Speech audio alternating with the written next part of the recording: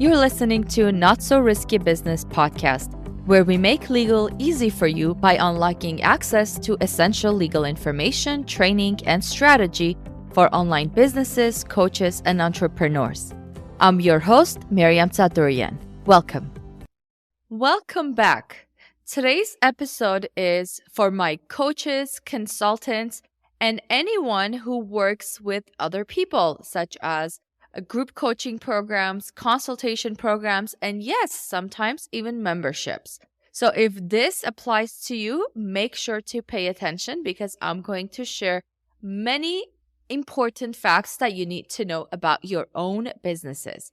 As you see the topic, it says how to avoid legal pitfalls when scaling your coaching business.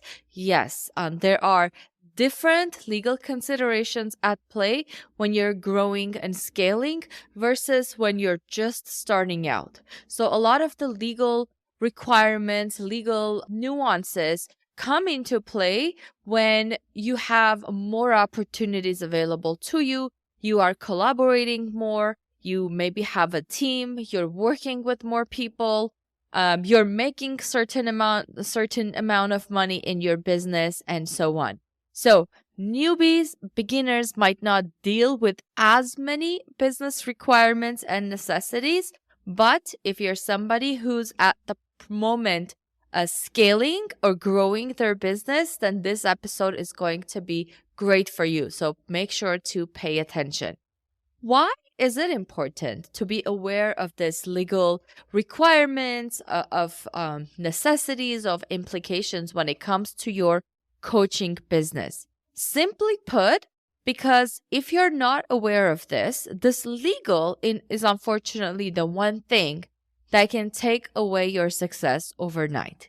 If you haven't been paying attention to the legal necessities, if you weren't compliant, if you didn't do your absolute best to make sure that you're not actively violating any of the requirements, laws, and policies out there, then it could come back to hurt you really badly. This is not me just doing my fear mongering among you or trying to put fear in you. This is me talking facts.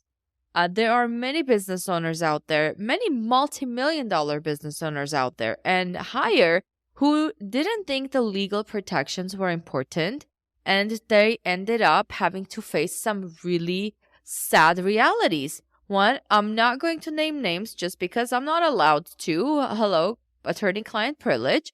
But one such instance is a very well-known digital creator out there.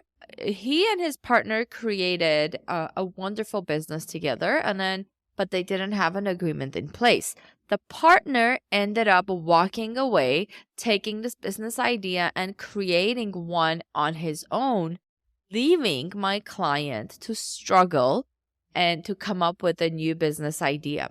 So had my client had an actual agreement in place, an NDA, a non-compete, an actual terms and conditions, what to do when one of the partners wants to walk away, or an actual business structure in place, not just, hey, let's do this thing together type of a thing, my partner would have been safeguarded. He wouldn't have had to lose several millions of dollars, and he would have been able to put a stop to his delinquent partner's actions.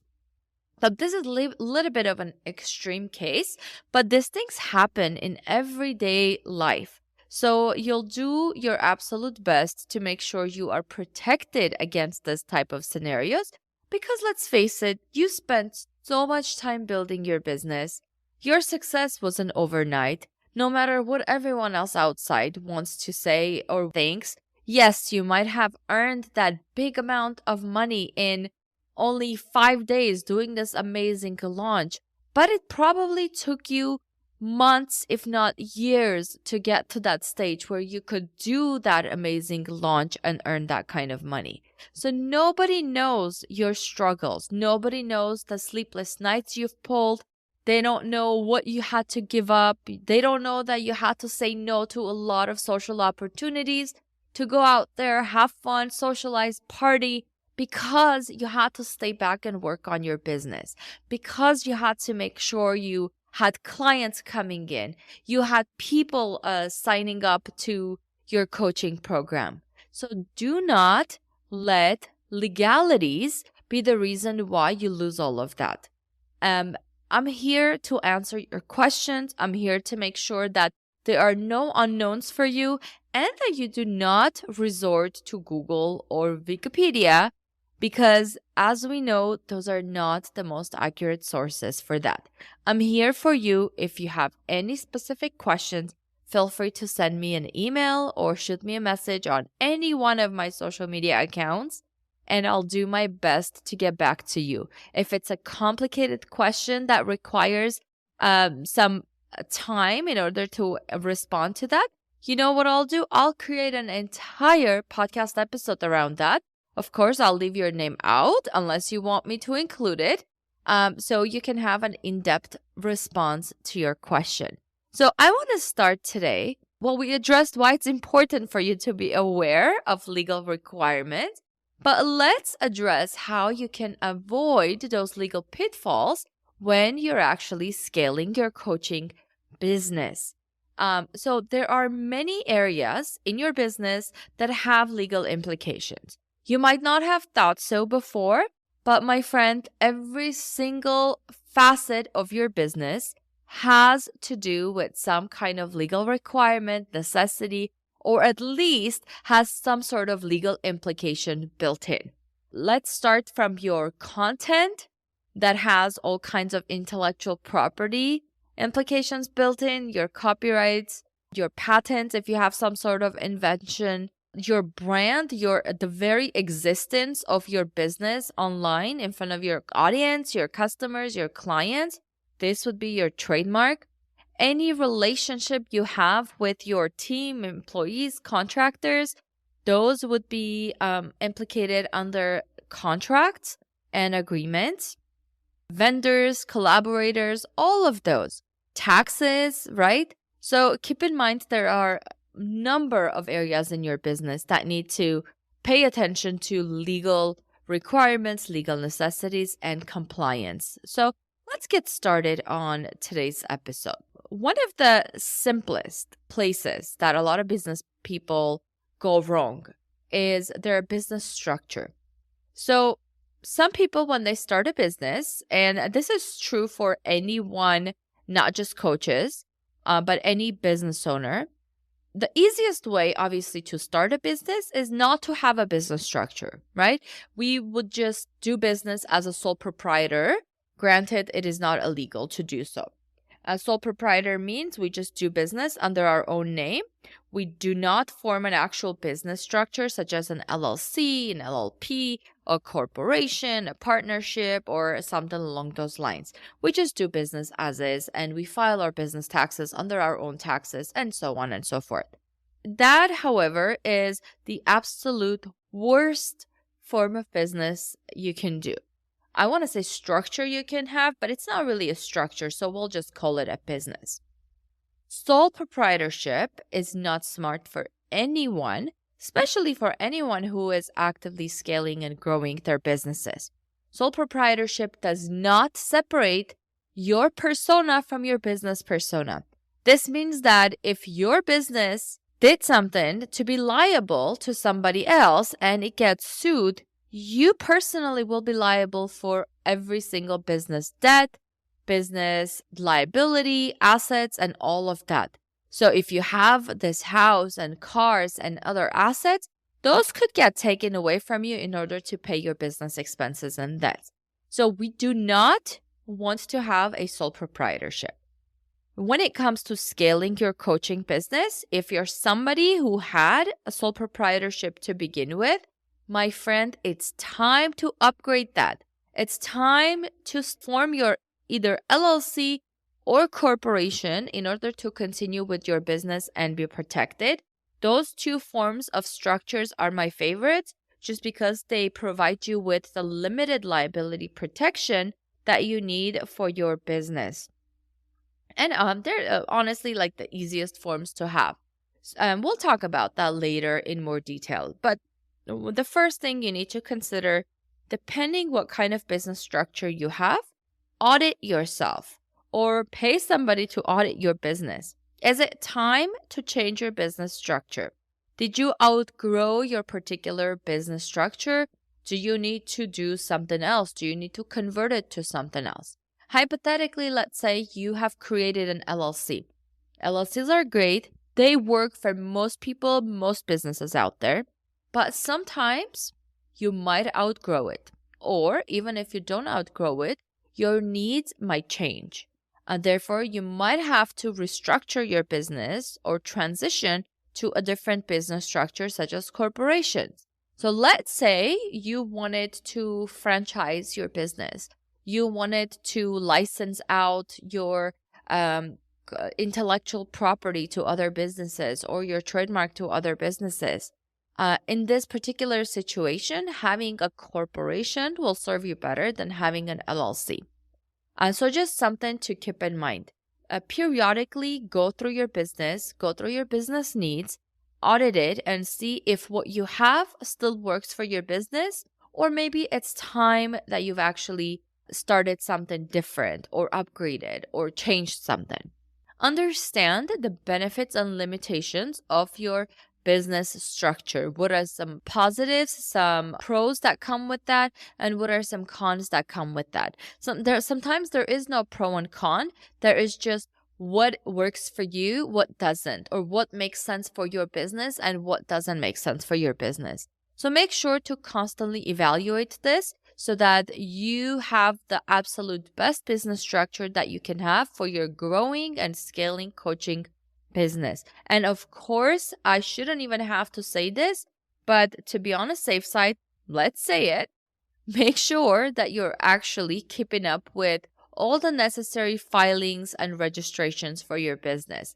So when you form a business structure, it's not a one-off thing. You do not form it and you're done, right? There is such a thing as information statement. This is a piece of document or a form online in most cases that you need to fill out every single year. If you do not, you would be late on that document. And then at some point, your account, your business structure will become inactive or delinquent on your Secretary of State website, which is not something you want to deal with. So now that we've addressed your business structure, the next and most important part that I want to address, of course, when it comes to scaling your coaching business, are your intellectual property protections. When you're a new business, when you're a brand new coach, you maybe don't have any clients yet, or you might have one or two clients, and you might not even have any high ticket offers, right? Let's face it, when people are starting out, a lot of them are afraid to charge what they're worth because they're thinking, what if nobody signs up for my offer? So they really undervalue themselves. But regardless, when you're a beginner, you don't have as many things to worry about as when you're scaling. One of these things is your intellectual property, of course. As you're scaling, that means you're at a place where you're doing really well in your business, you're making a lot of money, you are popular, you're garnering that attention and getting that well-known factor within your audience or in your related audience as well. People know you by name or by reputation.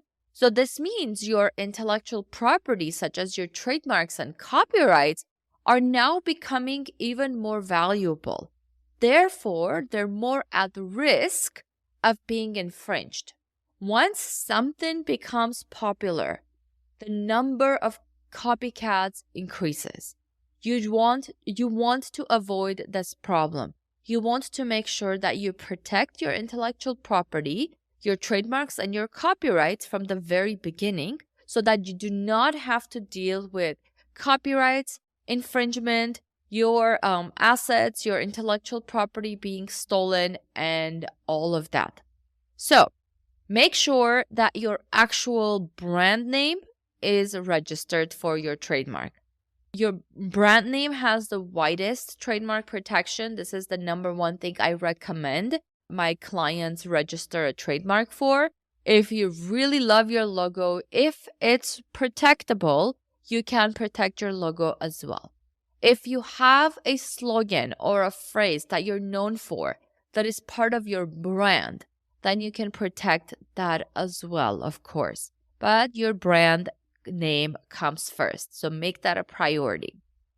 Your copyrights, your content, your original authorship, works of authorship, these are incredibly important to protect. So you might have some courses within your coaching business that you give access to your clients. You might have some how-to videos. You might have some PDFs, some checklists, some guides. You might have podcasts, right? So no matter how you created that content, no matter what kind of content and a work of authorship it is, whether it's an image, it's a software, even something like an architectural work or a choreography, all of these are protected under copyright. And with copyright, it is a little different from the trademark protection in the sense that from the moment your work exists, you get that automatic copyright protection in place. But I would still argue that you should absolutely register your copyrights as well, even though technically you do have full copyright protection rights, simply because when you do have copyright registration in place before somebody infringes your copyright, number one, you have more avenues of getting reimbursement. And not just more avenues, but also more reimbursement. And number two, attorney fees will be a thing of the past. You wouldn't have to worry about this because we all know attorney fees can and they do add up and it eats up a lot of the expenses. And number three, when you have a registered copyright, you can actually actively ask the court to issue an order. We call this injunction, but you don't have to use the legal term. A court can issue order to the other infringing party to stop doing whatever it is they're doing that is hurting your business until at least there's an actual legal decision at the end. So if you're not registering your copyright, you cannot file anything in court unless you do so. So this is a huge issue. You want to make sure that you have all the opportunities to protect your intellectual property in every single way. Now, is litigation something that we look forward to? No, absolutely not. It is long, it is drawn out, it is expensive, it is stressful. In fact, do everything in your power to avoid litigation when it comes to intellectual property infringement. But sometimes there's simply no other way. There's no choice. If your intellectual property is important and valuable to you, then you have to do what you need to do, right? If filing a case in court is the last option because nothing else worked with this person or with this business infringing your intellectual property, your copyrights, then filing a complaint in court is what you will do to protect your rights. So make sure everything is protected. And as I said, as you're scaling, being more popular, making more money, chances of copycats coming forward, infringement just exponentially increases. So be on a lookout for that. The next part of kind of a legal requirements and necessities and implications as you're scaling your coaching business comes in a form of employment and contractor agreements. Now, as you're growing and scaling, you're most likely hiring people. You're most likely working with virtual assistants or in-person assistants, not necessarily virtual. You're most likely hiring some employees, or you have contractors doing one-off projects for you, or maybe contractors who are just with you, but they don't have the employee status. Whatever the case, make sure these relationships are protected. Yes, I say protected as opposed to you're protected against them, because it's equally important to protect your contractors and employees.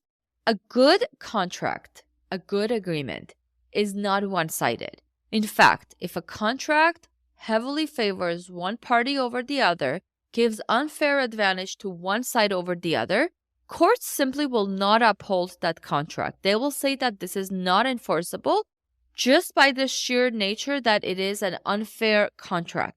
So your contracts need to be fair, your contracts need to be reasonable, and your contract need to be detailed and explicitly write down every single situation and scenario that you have come across or that you might come across.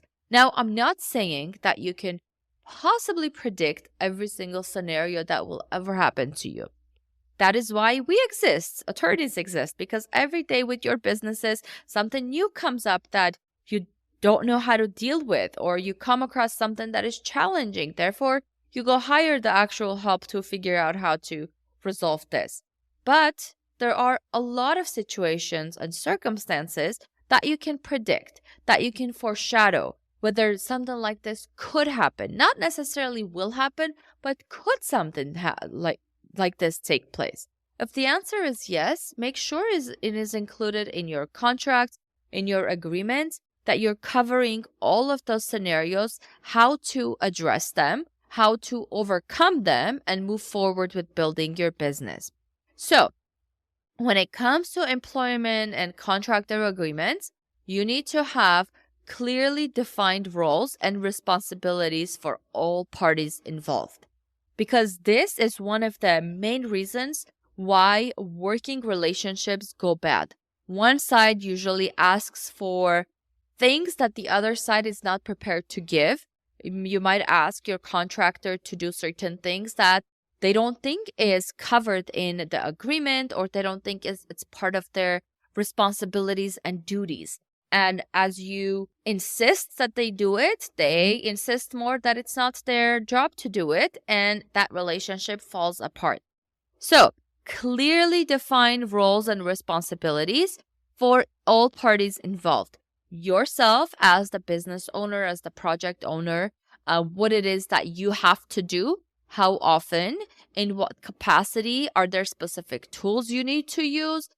Are there particular deadlines you need to keep? Is there a particular way that you need to deliver the actual project to your contractor for them to start work on that? And vice versa for the contractor or employee.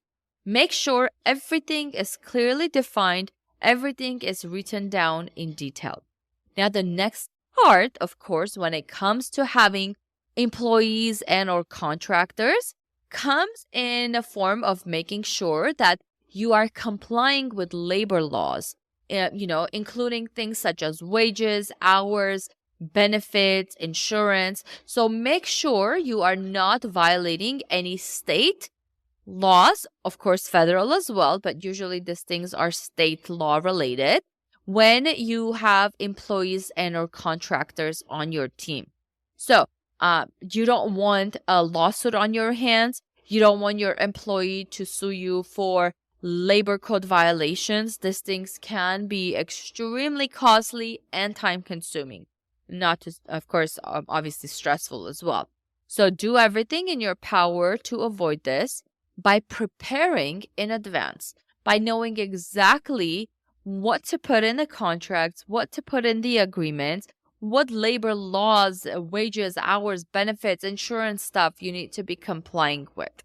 And last but not least, when it comes to employees and contractors, this is, I would say, arguably the most important point. You want to protect your confidential information and trade secrets when it comes to working with others. Because it's not guaranteed that your employee or your contractor will stay with you forever, right? That's not even going to happen, even if there was a guarantee in place. What we know will happen is at some point that contractor is going to work for somebody else, is going to work with somebody else, and that somebody else might just be a direct competitor of yours. So, to make sure that this contractor or employee does not share any of the confidential information that you have in your business, or the trade secrets that you have in your business that maybe they became privy to by the nature of their job, by working with you, helping you in your business, you need to have non-disclosure agreements signed with them. Non-disclosure agreements are more commonly referred to by their acronym as NDAs. This is also the same thing as a confidentiality agreement.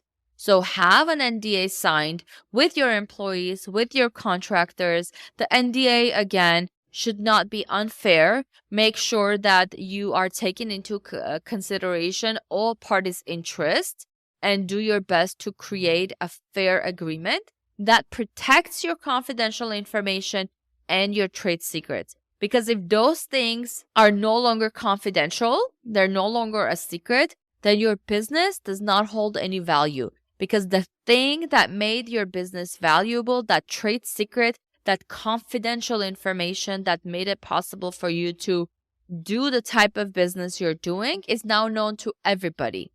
Therefore, it's no longer valuable, right? So make sure you have that in place.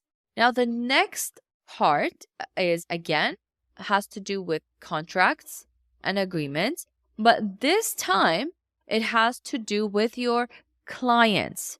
We've talked about agreements and contracts as they relate to your employees and or contractors. And now it's time to talk about your contracts and agreements for your clients.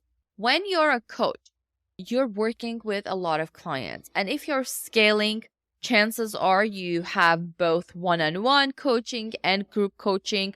You might have some sort of mastermind. You might have some sort of workshops that you do. This can be virtual. This can be in person. So you're going to have a lot of clients from all over the place. If you're virtual, you'll likely have clients from all over the world. If you're more local, then from your particular state, city, town, or surrounding cities, right? So protect your relationship with your clients. Similar to your employees and contractors, your contracts with them need to clearly define expectations, clearly define roles, payment terms, deliverables, when to do what, who is expected to do what, and all of that. So any point that you can predict could become a issue, a contention between you and your client. Make sure you are covering within your contract. And you also need to have some sort of dispute resolution process in place. With clients, sometimes dispute resolution processes can help you first speed up resolving any issues that you may have with them. Second, it might be a lot more affordable, or I should say less expensive, than going the litigation route, filing a case in court route, right? If you have an actual dispute resolution process in place, this can address a lot of the concerns and it can solve a lot of the problems. Now, the next part, of course, when it comes to having clients, you need to ensure that you are complying with data protection and privacy laws, because you have collected the information on that client from somewhere. The client might have given it to you personally. They might have filled out some sort of a form online, or they might have purchased something from you, or they might have even left a comment on a blog post or a podcast episode or a YouTube video, and you have the tools, the ability, automations in place to get the information of the person who contacted you, who commented, who filled out something, and adding it to your email marketing platform. So you're taking information, personal information about those people, and adding them to your database. So if you do that, you need to make sure you are complying with data protection and privacy laws such as the GDPR, the CCPA, the VCDPA, which is the Virginia privacy law. So make sure you are complying with the regulations, the acts, and the laws that need to be complied with. Now, as you're scaling, of course, your coaching business, you are most likely you're doing more partnerships and collaborations.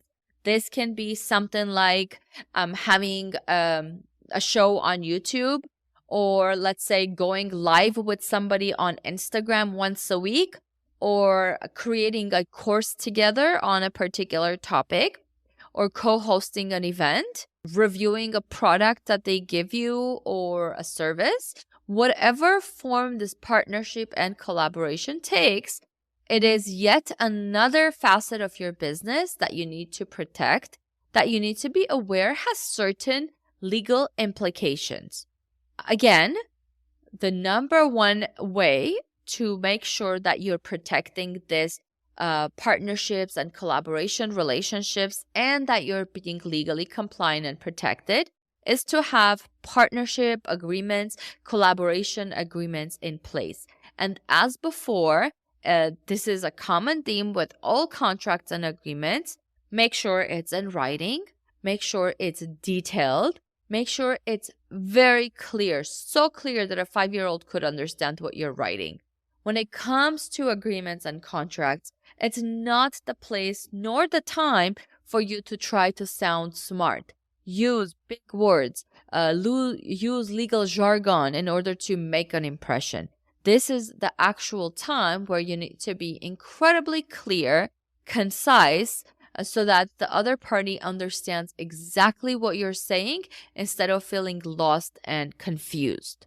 So, protect your partnerships, protect your collaborations and opportunities with clearly written, detailed partnership and collaboration agreements.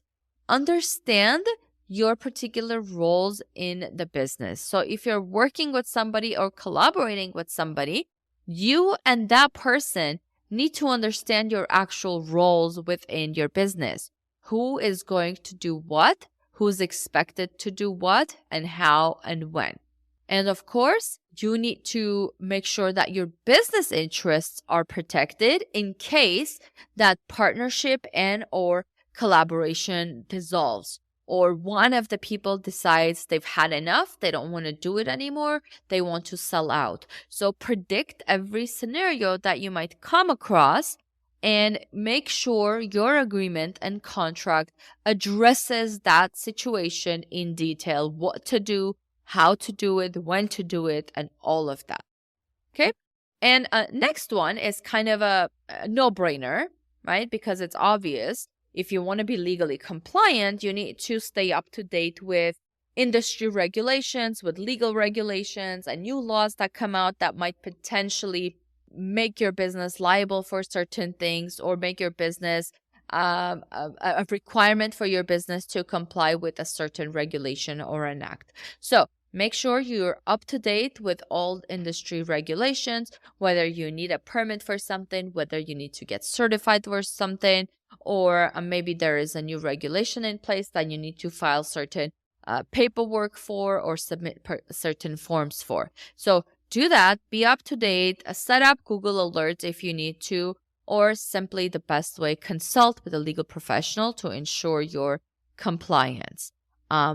Insurance and liability protection are the next topics that I want us to discuss, because a lot of the times the question of insurance goes on a back burner. Nobody likes to talk about it. Nobody wants to take it seriously, but insurance coverage is needed for your scaling business. However, you need to identify what kind of insurance coverage is needed in order to scale your business.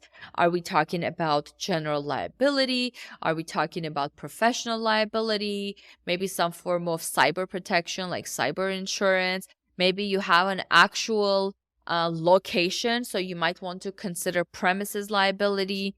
Whatever it is, identify the insurance types that you need coverage for and make sure to have them in place when you're scaling. As I hinted in the beginning, when you're growing and scaling, more and more issues will come up. You'll have more legal troubles, more legal headaches, requirements, and necessities that you need to comply with and pay attention to. And insurance happens to be one of those. And, as your business grows, you might need higher limits on certain insurance plans and packages than you had before. That's completely fine. Yes, it might cost you a little bit more money, but the good news is that you're probably making a lot more to need higher coverages. or the different types of insurances for your business. Okay, so I really hope that you took notes today and whatever we've talked about resonated with you if you're a coach who's currently scaling their coaching business, because legal requirements and compliance with the laws is extremely important. Yes, it is a dry topic. Yes, it's not attractive in the same way that a topic on making money or growing your audience or mindset or dating or relationship or even something like health and fitness are attractive. Legal is boring. I'll give you that. It's dry. But legal is important. If you've built your business, if you're already scaling your coaching business, you will do yourself a great disservice by not being compliant and protected under the laws legally so that you can actually scale with confidence without legal headaches to deal with. I have addressed the major areas of legal implications that you need to be aware of when scaling your business. Of course, there's more things that you need to consider as you're scaling, but that's for another time. I hope you enjoyed today's episode. I have actually a free resource for you in the show notes of this episode. So make sure to scroll down to the show notes and download that free resource. It is a coaching client agreement checklist, and it's a very easy checklist to get through. It identifies the key clauses, key parts of your coaching client agreement that you need to have. And if you don't have those, you need to go back and update your coaching client agreement, because without those, your agreement is no good. So make sure to download Coaching Client Agreement Checklist PDF from my website. The link will be in the show notes for you. I enjoyed today's episode immensely, and I look forward to talking to you next week.